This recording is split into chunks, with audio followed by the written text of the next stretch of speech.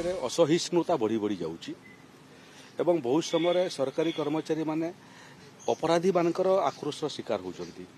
ସେଥିରେ ବାଲି ମାଫିଆ ମାନଙ୍କର ଦ୍ୱାରା ଆକ୍ରମଣ, ଯେଉଁମାନେ ଜମି ଜବରଦଖଲ କରୁଛନ୍ତି ସେମାନଙ୍କ ଦ୍ୱାରା ସରକାରୀ କର୍ମଚାରୀଙ୍କ ଉପରେ ଆକ୍ରମଣ। ଏ ବାବଦରେ ହୋମ୍ ସେକ୍ରେଟାରୀ ଏବଂ ଡିଜିଙ୍କ ସାଙ୍ଗରେ ଏକାଧିକ ବାର ମୁଁ କଥାବାର୍ତ୍ତା ହେଇଛି। ନିର୍ଦ୍ଦିଷ୍ଟ ରାଜସ୍ୱ ଅଧିକାରୀଙ୍କ ଉପରେ ଆକ୍ରମଣ ହେଲେ ତାକୁ ମୁଁ ଶେଷ ସୋପାନ ପର୍ଯ୍ୟନ୍ତ ନେବା ପାଇଁ ମଧ୍ୟ ପିଛା ଲାଗେ। ପାତାଳରେ ଥିଲେ ମଧ୍ୟ ଆମେ ଖୋଜିକିରି ଆଣୁ। ବହୁ ସମୟରେ ମୟୂରଭଞ୍ଜରେ କପ୍ତିପଦାରେ ଆକ୍ରମଣ ହେଲା ଆଡିସନାଲ ତହସିଲଦାର ଉପରେ, ଆମେ ଟାଟା ଜାମଶେଦପୁରରୁ ଗିରଫ କରିକି ଆଣିଲୁ। ତେଣୁ ଅପରାଧୀ ମାନଙ୍କର ସ୍ଥାନ ନାହିଁ ଏବଂ ମୋର ବିଭାଗର ଯେଉଁ ଅଧିକାରୀ ମଧ୍ୟ କୌଣସି ଅପରାଧୀର ଆକ୍ରମଣର ଶିକାର ହେବ ତାକୁ ପାତାଳରେ ଥିଲେ ମଧ୍ୟ ଖୋଜିକିରି ଆମେ ବାହାର କରିବୁ ଏବଂ ଦଣ୍ଡିତ କରିବୁ। ଏ ବାବଦରେ ଗୃହ ବିଭାଗ ସାଙ୍ଗରେ ମଧ୍ୟ କଥାବାର୍ତ୍ତା ଲାଗିବାର ଯୋଜନା ମୁଁ ରଖିଛି। ଜିରୋ ଟଲରେନ୍ସ ହେବା କଥା।